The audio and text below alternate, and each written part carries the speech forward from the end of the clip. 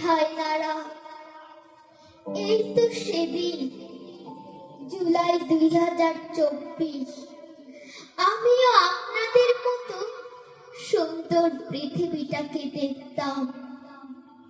সবুজ প্রকৃতি, নীল আকাশ, চাঁদের লুকোচুরি, পাখির কলরব, মানুষের কোলাহল, বন্ধুদের খেলাধুলা, মধুময় মুহূর্ত সবই দেখতাম। কিন্তু কিন্তু স্বৈরাচারের ক্ষমতার মোহ আমার স্বপ্নময় রঙিন পৃথিবীটাকে কেড়ে নিয়েছে। কিন্তু স্বৈরাচারের ক্ষমতার মোহ আমার স্বপ্নময় রঙিন পৃথিবীটাকে কেড়ে নিয়েছে। প্রায় 30,000 মানুষ হায়নার বুলেটে ক্ষত বিক্ষত। কত মানুষের পা কেটে ফেলতে হয়েছে, কত মানুষের হাত। আবু সাইদ মুগ্ধ ভাইয়া সহ প্রায় 1600 ছাত্র জনতাকে শহীদ করা হয়েছে। কত মানুষের বুক বুলেটে ঝাঁঝরা হয়ে গেছে,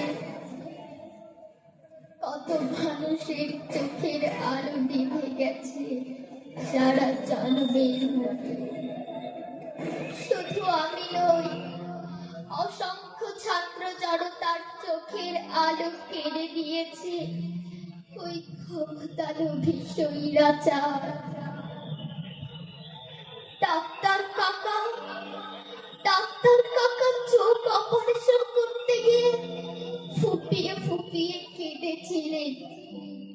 চোখ দুটো ছিল রক্তপিণ্ড, হায়নার বর্বরতার তৈরি। অনেকগুলো তাজা বুলেট দু চোখে বিদ্ধ, মাথার খুলিতে তাজা বুলেট।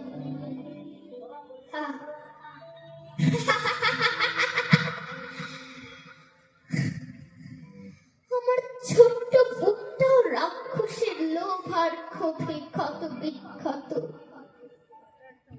শত শত বুলেট শরীরে ঢুকে আছে।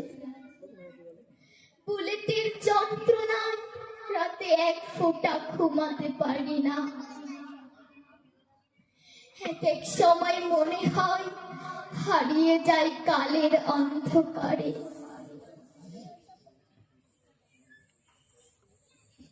কিন্তু না, অমূল্য আমার আমিকে হারতে দেওয়া যাবে না। মায়ের দীপ্ত চোখের সাহসী ছোঁয়ায় আলোহীন চোখে জ্বলে ওঠে সত্যের স্ফুলিঙ্গ। বাবার তেজ আমাকে আবার অপ্রতিরোধ্য উল্কা হয়ে ছোটায়। বাংলার পতাকা সমুন্নত রাখতে শুধু চোখের আলো নয়, বেনিয়ামিন, রুদ্রসেন, দীপ্তদের মতো জীবন দিতে প্রস্তুত থাকতে হবে। বৈষম্যহীন বাংলা করতে শুধু বুলেট বিদ্ধ দেহ নয়, আবু সাইদ, তাহমিদ, ফাইয়াজ, শাকিলের মতো বুক পেতে দিতে হবে। রীতা, নাইমা, মারুয়ার মতো ঢাল হয়ে দাঁড়াতে হবে।